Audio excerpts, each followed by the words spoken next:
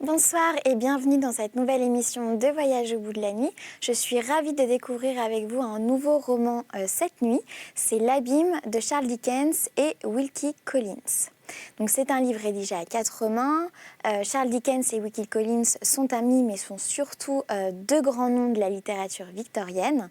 Et on va retrouver à la fois l'ambiance chère à Charles Dickens et les énigmes de Wilkie Collins. Mais je vous laisse découvrir tout ça, tout de suite. Alors, L'Abîme de Charles Dickens et Wilkie Collins. Quel jour du mois et de l'année? Le 13 novembre 1835. Quelle heure? 10 heures du soir, sonnant à la grande horloge de Saint-Paul. En même temps, toutes les églises de la ville ouvrent leurs gosiers de bronze et froncent leurs voix. Quelques-unes ont inconsidérément commencé de chanter avant la cathédrale.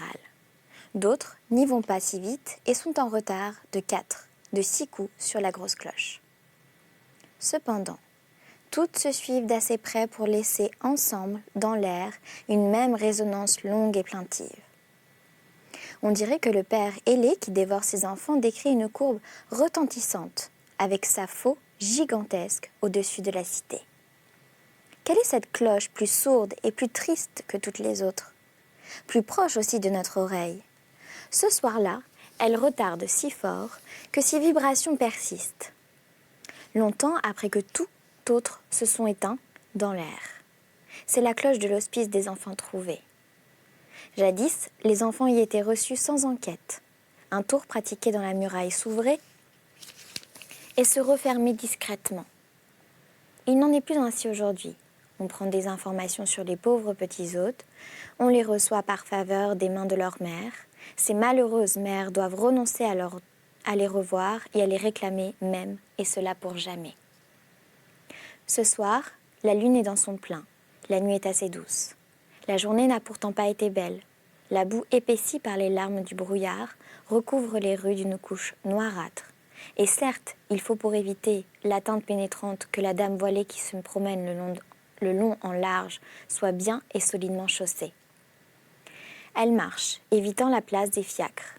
On la voit s'arrêter de temps en temps, dans l'ombre de la partie occidentale, de ce grand mur quadrangulaire, le visage tourné vers une petite porte dérobée. Au-dessus de sa tête se déploie le ciel pur, éclairé par une lune brillante.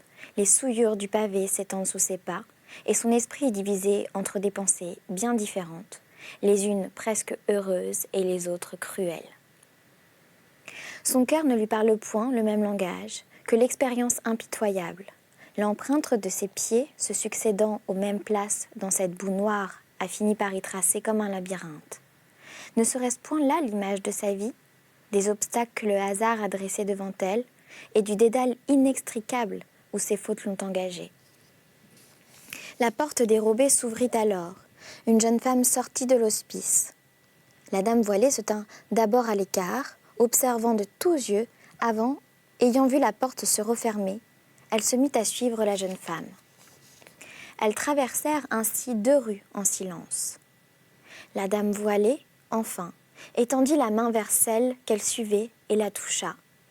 La jeune femme s'arrêta tout effrayée et se retourna. « Vous m'avez déjà touchée hier soir, » s'écria-t-elle.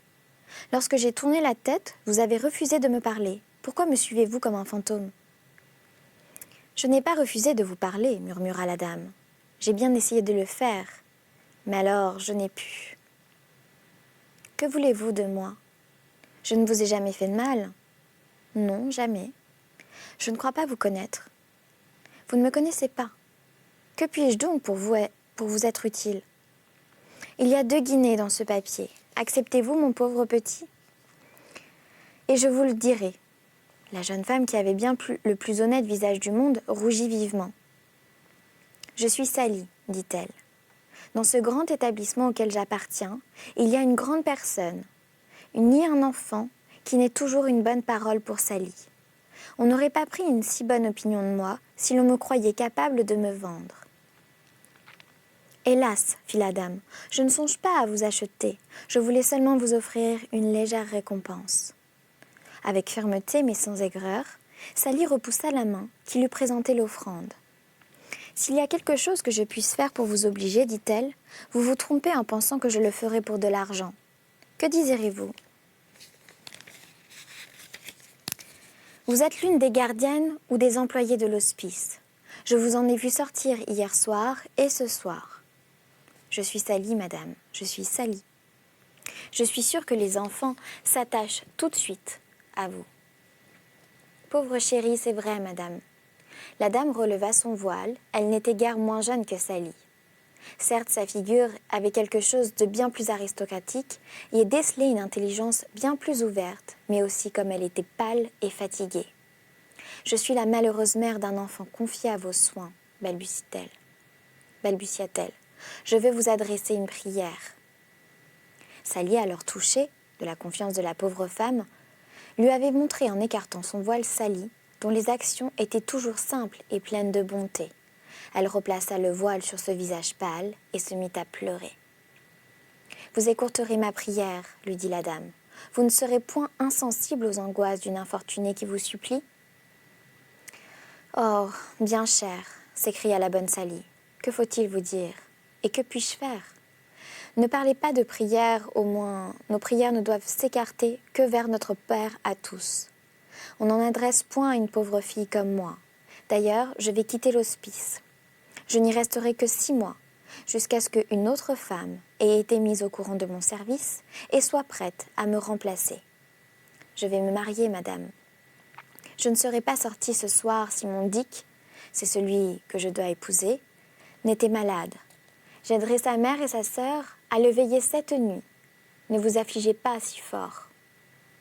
Ah, bonne Sally, chère Sally, vous êtes pleine d'espérance et depuis longtemps, l'espérance s'est éteinte devant mes yeux. La vie s'offre à vous belle et paisible. Vous deviendrez une femme respectée et sans doute une tendre et orgueilleuse mère. Vous êtes une femme aimante et vivante. Et moi, il faut que je meure. Écoutez-moi, je vous en prie.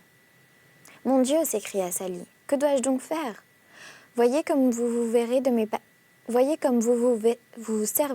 mes paroles contre moi.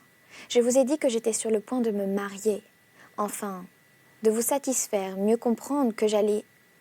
afin de vous faire mieux comprendre que j'allais quitter cette maison et que je ne pouvais vous être d'aucun secours. Et vous voudrez à présent me persuader que j'ai tort de me marier et que je ne suis cruelle en refusant de vous servir ? Ce n'est pas bien. Allons, est-ce que cela est bien, madame ?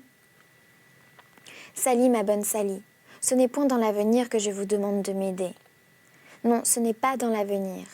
Ma prière ne regarde que le passé, je n'attends de vous que 2 mots. Là, s'écria Sally, voilà qui va de mal en pire. Si je ne comprenais pas quels sont 2 mots que vous voulez savoir, vous le comprendrez, Sally. Quels sont les noms que l'on a donnés à mon pauvre bébé ? Quels sont ces noms ? Je ne vous demande pas davantage. J'ai lu la règle de la maison, il a été baptisé dans la chapelle et enregistré dans le grand livre. C'était lundi soir. Comment l'a-t-on appelé ? Elle se mit à genoux devant Sally, à genoux dans la boue épaisse de cette petite rue déserte et sans issue qui conduisait au jardin de l'hospice. Elle se serait roulée sur le pavé de la véhémence, et dans la folie de son désespoir, si la si bonne Sally ne l'eût pas relevée. « Oh non !» cria cette chère fille, « vous me donnez envie de faire une bonne action. Laissez-moi regarder encore votre jolie figure, mettez vos mains dans les miennes. Jurez-moi que vous ne me demanderez plus rien que ces 2 mots-là. Jamais, jamais je ne vous demanderai autre chose. Et si je le dis, c'est non, vous n'en ferez pas un mauvais usage. Vous ne ferez pas tourner cette révélation contre moi. Jamais. » Walter Walding. La dame jeta sa tête sur le sein de la jeune fille, la tint un bon moment embrassée et murmura une bénédiction fervente. « Embrassez-le pour moi, fit-elle. » Et elle disparut. Quel jour du mois de l'année ? Le 1er dimanche d'octobre 1847. Quelle heure à Londres ? 1h30 de l'après-midi de la grande horloge de Saint-Paul. Aujourd'hui, l'horloge de l'hospice des enfants trouvés marche de conserve avec elle, avec celle de la cathédrale. Le service est fini dans la chapelle et les enfants trouvés sont à dîner. Il y a comme toujours beaucoup de monde à ce dîner. 2 ou 3 directeurs, des familles entières de paroissiens et quelques curieux. Un doux soleil d'automne pénètre dans la salle. Ces grandes fenêtres, ces murailles sombres sur lesquelles les rayons vont se jouant sont des choses qu'Orgate aimait à reproduire dans ses tableaux. Le réfectoire des filles, la division des filles comprend aussi celle des plus jeunes enfants, est le principal attrait de curiosité pour l'assistance. Des valets, d'une propreté rare, glissent autour des tables silencieuses. Les curieux vont et viennent à leur guise et font tout bas entre eux plus d'un commentaire sur la figure de ce numéro qui est là-bas près de la fenêtre. C'est que beaucoup de ces physionomies expansives ont un caractère qui mérite de fixer l'attention. Il y a parmi les assistants des visiteurs habituels qui connaissent les hôtes du lieu. On les voit s'arrêter sur une place marquée, se pencher et dire quelques mots à l'oreille de l'un des enfants. Ce n'est point médire que de remarquer en passant qu'ils s'adressent toujours à ceux qui ont un joli visage. Tout le monde circule, chuchote, s'anime, et la monotonie de ces longues salles moroses en est quelque peu rompue. Une dame voilée, que personne n'accompagne, s'avance au milieu de la foule. On ne peut douter en la voyant qu'elle ne vienne à l'hospice pour la première fois. Sans doute la curiosité, ni l'occasion de ne l'avait jamais amenée de ce triste séjour et de ce spectacle semble la troubler un peu. Elle fait le tour des tables, sa démarche est incertaine et son attitude tremblante. Elle va, cherchant son chemin, qu'elle ne veut pas demander, elle arrive au réfectoire des petits garçons. Pauvres petits, ils sont moins recherchés que les filles. Point de visiteurs autour d'eux, les yeux humides de la dame voilée plongent dans la salle. Justement, sur le seuil de la porte, se trouvait une employée d'un certain âge. Respectable matrone, femme de charge, utile à tout. C'est elle à qui la dame s'adresse. « Vous avez beaucoup de petits garçons ici, dit-elle. À quel âge les fait-on entrer dans le monde ? Se prennent-ils souvent de passion pour la mère ? » Et puis d'une voix étouffée. « Savez-vous lequel est Walter Walding ?» La matrone sentit avec quelle ardeur brûlante les yeux de l'étrangère s'attachaient sur les siens. À travers le voile épais, aussi baissa-t-elle la tête, n'osant la regarder à son tour. « Je sais lequel est Walter Walding, dit-elle, mais mon devoir m'interdit de faire connaître aux visiteurs le nom de nos enfants. Ne pouvez-vous seulement me le montrer sans rien me dire, répliqua la dame voilée. Sa main allait en même temps chercher celle de la femme et la serrer de toute sa force. Je vais passer autour des tables, dit tout bas la matrone, sans avoir l'air de s'adresser à la visiteuse. Suivez-moi des yeux, le petit garçon près duquel je m'arrêterai et à qui je parlerai tout à l'heure ne sera pour vous qu'un étranger, comme tous les autres. Mais celui que je toucherai en passant sera Walter Walding.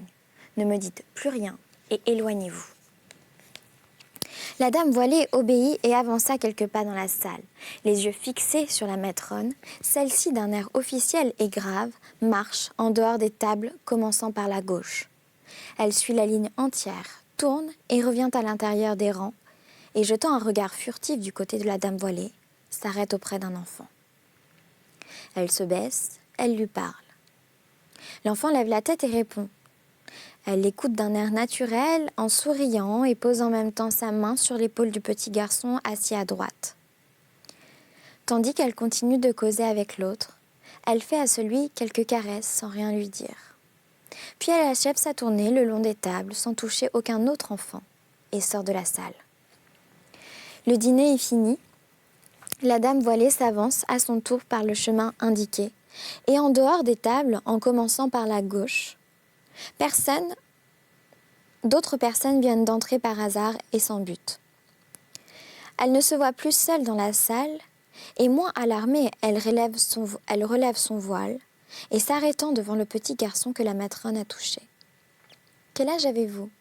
« 12 ans, madame, » répond l'enfant étonné en levant ses beaux grands yeux verts vers elle. « Êtes-vous heureux et content ?»« Oui, madame. »« Pouvez-vous accepter ces bonbons ? S'il vous plaît, S'il vous plaît de me les donner. » Elle se penche pour lui remettre et touche de son front et de ses cheveux la figure de l'enfant. Alors, baissant de nouveau son voile, elle passe. Elle passe bien vite et s'enfuit sans regarder en arrière. Au fond de la cour de la Cité de Londres, dans une petite rue escarpée, tortueuse et glissante, qui réunissait Tower Street à la rive de la Tamise, se trouvait la maison de commerce de Walding & Co, marchand de vin. L'extrémité de la rue par laquelle on aboutissait à la rivière avait reçu le nom de l'escalier du casse-cou. La cour, elle-même, n'était pas communément désignée d'une façon moins pittoresque et moins comique. On l'appelait le carrefour des éclopés. Bien des années auparavant, on avait renoncé à s'embarquer au pied de l'escalier du casse-cou et les mariniers avaient cessé d'y travailler. La petite berge vaseuse avait fini par se confondre avec la rivière. 2 ou 3 tronçons de pilotis, un anneau et une amarre en fer rouillé, voilà tout ce qui restait de la splendeur du casse-cou. Il arrivait pourtant encore, de temps à autre, qu'une barque chargée de houille vient y aborder violemment. Quelques vigoureux chargeurs surgissaient alors de la vase, déchargeaient le bateau, transportaient le charbon dans le voisinage, et puis on ne les voyait plus. D'ordinaire, le seul mouvement commercial de l'escalier du casse-cou, c'était le transport des tonneaux, pleins et des bouteilles vides, remplissant et désemplissant les caves, entrant et sortant à grand bruit chez Walding & Co. Encore ce mouvement n'est-il pas de tous les goûts?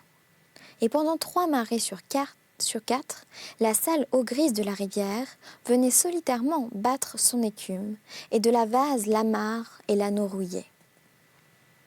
On eût dit que la madame de la Tamise, ayant entendu parler du Doge de l'Adriatique, voulait-elle aussi s'unir au moyen de cet anneau à son doge les très honorables Lord Mayor, le grand conservateur de sa corruption et de ses souillures.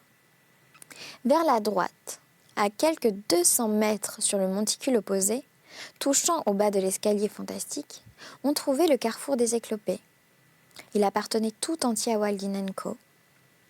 Ce coin, sordide, leur cave était creusée par-dessous, leur maison s'élevait par-dessus. Cette maison avait été réellement une habitation autrefois. On voyait encore au-dessus de sa porte un antique auvent sans support, ce qui n'était daguerre l'ornement obligé de toute demeure habitée par un bourgeois de Londres. Une longue rangée de petites fenêtres étroites perçait cette morne façade de briques et la rendait symétriquement disgracieuse. Au-dessus de tout, on avait perché certaines coupoles où se balançait une cloche. « Monsieur Bintrey, dit Walter Walding, pensez-vous qu'un homme de 25 ans, qui peut se dire, en mettant son chapeau, « Or, ce chapeau couvre la tête du propriétaire de cette propriété, et le maître des affaires, qui se fond dans la maison, pensez-vous que cet homme, sans être orgueilleux, n'ait point le droit de déclarer satisfait de lui-même? Qu'en pensez-vous » Ainsi, s'exprimait Walter Walding, dans son propre bureau, s'adressant à son homme de loi, et tout de suite, pour joindre l'action à la parole, il prit son chapeau, s'encoiffa, et remit ensuite ce meuble où il l'avait pris. Il fit tout cela sans outrepasser les bornes de la modestie qui lui étaient naturelles, car il était né modeste. C'était un homme à l'air simple et franc, le plus naïf des hommes, que Walter Walding, avec son teint blanc et rose, et son heureuse corpulence, étonnante chez un garçon de 25 ans. Ses cheveux bruns frisaient avec grâce, ses beaux yeux bleus avaient un attrait extraordinaire. Le plus communicatif des hommes, aussi bien que le plus candide, jamais il ne trouvait assez de paroles pour épancher sa gratitude et sa joie, quand il croyait avoir quelque motif d'être reconnaissant ou joyeux. Bintrey, au contraire, était un prudent compagnon, la réserve même. Ses yeux pouvaient être comparés à 2 petits globules clignotants qui sortaient de 2 grosses paupières au milieu d'une grosse tête chauve. En ce moment, Walding le réjouissait fort. Il trouvait que le franc langage du jeune homme et la simplicité de son cœur étaient 2 choses bien comiques.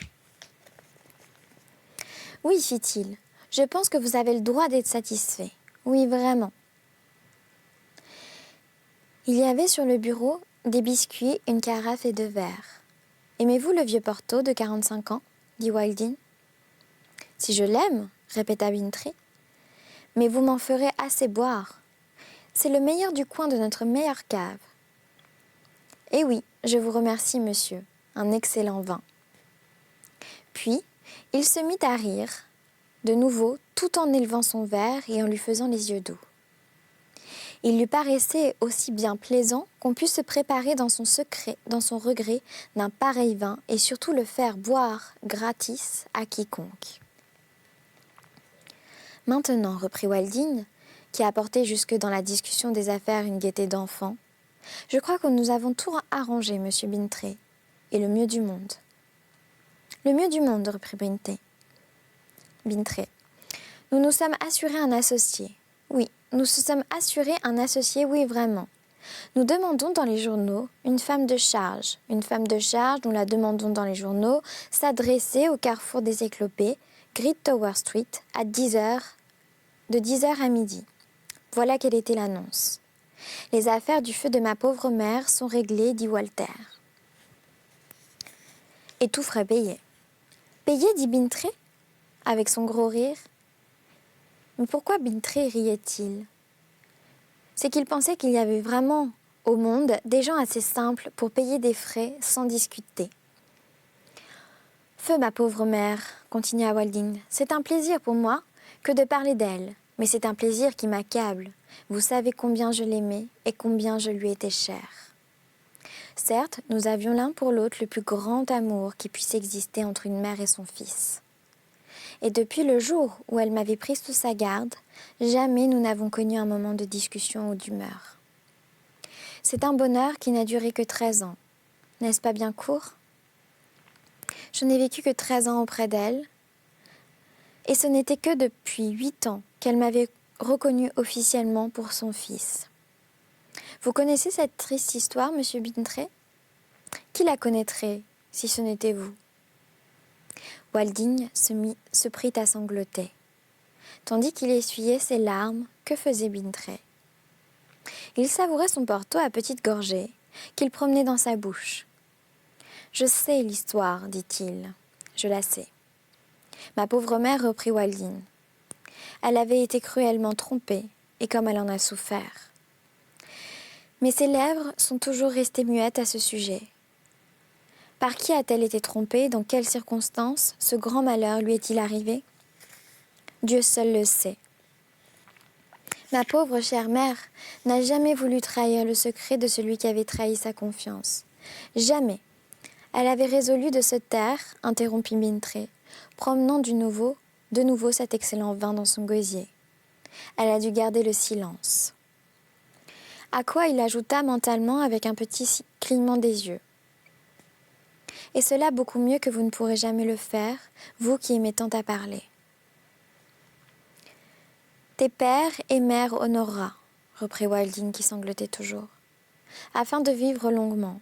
Quand j'étais enfant, aux enfants trouvés, monsieur Bintry, je me sentais intérieurement si peu disposée à souscrire de bon cœur à ce commandement que je croyais bien n'avoir pas beaucoup de temps à vivre. Cependant, je suis arrivée bien vite à honorer ma mère profondément de toute mon âme, et je révère maintenant sa mémoire. Vous la révérez? dit Bintry. Pendant 7 heureuses années, continua Wilding avec le même accent de simple et virile douleur, et sans songer à rougir de ses larmes, pendant 7 ans, mon excellente mère fut ici l'associée de mes prédécesseurs. Lorsque j'atteignis ma majorité, elle me transmit la part dont elle avait hérité dans cette maison, puis elle racheta pour moi la part des Péblessons. Elle me laissa tout ce qu'elle possédait, tout hormis cet anneau de deuil que vous portez au doigt. Elle n'est plus. Il n'y a pas 6 mois qu'elle vint un matin au carrefour des Éclopés pour y lire de ses yeux la nouvelle enseigne Wilding & Co. Et pourtant, elle n'est plus. Triste, fort triste, murmura Bintry. Mais c'est le sort commun à un moment ou à un autre. Ne devons-nous pas tous cesser de l'être? Ce disant, il prouva, en achevant de vider la bouteille de Porto, ce Porto de 45 ans avait aussi cessé d'être. Bintry poussa un large soupir. Et puisque je l'ai perdu, reprit Waldine en essuyant ses larmes, il ne me reste plus qu'à nourrir éternellement son souvenir et mes regrets. La chère femme, mon cœur se sentit entraîné vers elle dès la première fois que je la vis. C'était l'instinct de nature. Je ne pouvais pourtant la prendre alors que c'était une dame étrangère. C'était un dimanche. Nous finissions de dîner là-bas aux enfants trouvés. Vous savez bien, monsieur Bintrey, que je ne rougis point d'avoir été aux enfants trouvés. Moi, qui me suis jamais connu de père, je désire être un père pour tous ceux qui travaillent sous mes ordres. Honnête désir, fit observer Bintrey. C'est pourquoi, continua Walding, qui s'animait et se noyait même un peu dans le flot montant de son éloquence, c'est pourquoi je demande dans les journaux une excellente femme de charge pour prendre soin de la maison d'habitation de Walding & Co. Carrefour des éclopés, je veux rétablir chez moi quelques-uns de nos anciens usages et les rapports touchants qui existaient autrefois entre le patron et l'employé. Il me plaît de vivre à l'endroit où je gagne mon argent. Je ne veux chaque jour m'asseoir en haut de bout de table à laquelle les gens qui me servent viendront s'asseoir. Et nous mangerons ensemble du même rôti, du même bouilli, et nous boirons la même bière. Et mes serviteurs dormiront sous le même toit que Walter Walding. Et tous, autant que nous sommes, je vous demande pardon, monsieur Bintrey, voilà que mes bourdonnements dans la tête vont me reprendre. Je vous serais obligé si vous me conduisiez à la pompe. Alarmé par l'excessive coloration du visage de son client, Bintrey ne perdit pas un moment pour l'entraîner dans la cour. C'était chose facile, car le cabinet dans lequel ils causaient tous les deux y donnait l'accès de plein pied du côté de la maison d'habitation. Là, l'homme d'affaires, obéissant à un signe du malade, se mit à pomper de toutes ses forces. Walding se lava la figure et la tête et but de bon cœur. Après quoi, il déclara se sentir beaucoup mieux. « Voyez, dit Bintrey, voilà ce que c'est de vous laisser échauffer par vos bons sentiments. » Ils regagnèrent le bureau et tandis que Walding s'essuyait, l'homme de loi le grondait toujours. « Bon, dit le jeune homme, n'ayez pas peur. Je n'ai pas divagué, n'est-ce pas ? » Pas le moins du monde. Vous avez été parfaitement raisonnable. Où en étais-je, monsieur Bintrey ? Vous en êtes resté à... Mais à votre place, je ne voudrais pas m'agiter en reprenant ce sujet à présent. J'y verrai. Je serai sur mes gardes. À quel endroit ce diable bourdonnement m'a-t-il pris ? Au rôti, au bouilli et à la bière. Vous disiez, logeant sous le même toit, afin que nous puissions tous, tant que nous sommes... Ah oui, tant que nous sommes, c'est cela, tant que nous sommes bourdonnant ensemble. Là, interrompit Bintrey, quand je vous disais que vos bons sentiments ne sont propres qu'à vous exalter et à vous faire du mal. Voulez-vous encore essayer de la pompe ? Non, c'est inutile. Je vais bien, monsieur Bintrey. Je vais donc reprendre. Afin que nous puissions, tant que nous sommes, formant une sorte de famille. Voyez-vous, je n'ai jamais été accoutumée à l'existence personnelle que tout le monde m'aime dans son enfance. Plus tard, j'ai été absorbée par ma pauvre chère mère. Après l'avoir perdue, je me suis trouvée bien plus apte à faire partie d'une association qu'à vivre seule. Je ne suis rien par moi-même. Monsieur Bintrey, faire mon devoir envers ceux qui dépendent de moi et me les attacher sans réserve, cette idée revêt à mes yeux un charme tout patriarcal et ravissant. Je ne sais quel effet elle peut produire sur vous. Sur moi, répliqua Bintrey, elle n'importe guère. Que suis-je en cette circonstance ? Rien. C'est vous qui êtes tout, monsieur Walding. Par conséquent, l'effet que vos idées peuvent produire sur moi est ce qu'il y a de plus indifférent au monde. Oh, s'écria Walding avec un fait extraordinaire. Mon plan me paraît à moi délicieux. Et voilà, je vais m'arrêter là, en tout cas pour cette émission. Mais je vous retrouve très vite dans la prochaine pour poursuivre cette histoire. Je vous souhaite une très bonne nuit à ceux qui se couchent et une très bonne journée à ceux qui se lèvent.